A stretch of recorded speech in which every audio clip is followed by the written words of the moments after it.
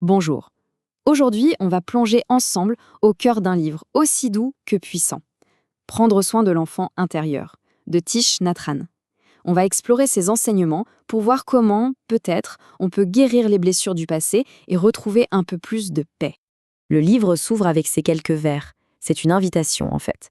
Une invitation à arrêter de chercher constamment des réponses à l'extérieur et à plutôt se tourner vers l'intérieur pour redécouvrir cette richesse qu'on porte tous en nous.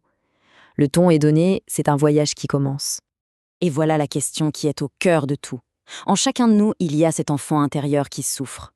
Il est le symbole de toutes nos peines d'enfance, de toutes ces douleurs qui ont été mises de côté, enfouies, mais qui, en réalité, ne sont jamais vraiment parties. Alors, face à ça, quel est notre réflexe? Souvent, c'est d'essayer d'oublier. On pousse, on enfouit ces souvenirs douloureux tout au fond de notre conscience, en espérant qu'ils disparaissent. Mais le truc, c'est que ça ne marche pas comme ça. Ignorer cet enfant, c'est un peu comme mettre un simple pansement sur une blessure qui est en fait très profonde. Ça ne guérit absolument rien. Au contraire, ça ne fait que prolonger la douleur. Pour nous aider à comprendre comment tout ça fonctionne à l'intérieur, Thich Nhat Hanh propose une métaphore, une image vraiment simple et très parlante, celle de la maison. C'est une façon de se représenter notre propre esprit. Alors, imaginez que notre conscience, c'est une maison avec deux niveaux. En haut, il y a le salon. C'est notre esprit de tous les jours, notre conscience active, là où nos pensées et nos émotions du moment vont et viennent. Et puis en bas, il y a la cave. La cave, c'est notre inconscient, ce qu'il appelle le tréfonds.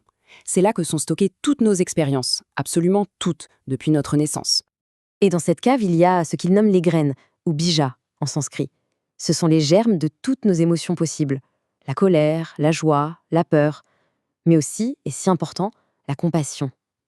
Elles sont là, en dormance, jusqu'au jour où un mot, une image, une situation les arrose et les fait germer. Et là, hop, elles montent au salon. Et c'est là que tout se joue. Le but, ce n'est surtout pas de se battre contre ces émotions qui débarquent de la cave. Non. L'idée, c'est d'être là, présent dans le salon, et de les accueillir avec ce qu'on appelle la pleine conscience. C'est une énergie de bienveillance, une attention douce qui nous permet de dire « Ah, te voilà la colère, je te vois ». On en prend soin au lieu de la renvoyer violemment à la cave. Maintenant, il faut bien comprendre que cette maison intérieure, elle n'est pas coupée du monde, loin de là. Ce travail de guérison, aussi personnel soit-il, a en réalité des répercussions bien plus larges qu'on ne l'imagine. Ce qui nous amène à cette question, une question fondamentale dans l'enseignement de Thich Nhat Hanh. Est-ce qu'on est vraiment des individus séparés les uns des autres, des petites îles indépendantes? Eh bien, la réponse est dans ce concept magnifique d'inter-être. C'est un mot un peu particulier, mais l'idée est simple. Rien, absolument rien, ne peut exister tout seul. On est profondément connecté à tout et à tous. On interêtre avec le soleil, les nuages, les rivières. En fait, on est la continuation de tout ce qui nous a précédés. Et ça change tout. Ça veut dire que l'enfant blessé qui est en nous, ce n'est pas seulement notre enfant, il porte aussi en lui la souffrance de nos parents, qui n'a pas été guérie, et celle de nos grands-parents avant eux. C'est une sorte d'héritage qui se transmet. Donc, quand on guérit notre enfant intérieur, on guérit aussi un peu les leurs. D'accord, mais alors concrètement, comment on fait? Par où commencer ce chemin de réconciliation avec soi-même?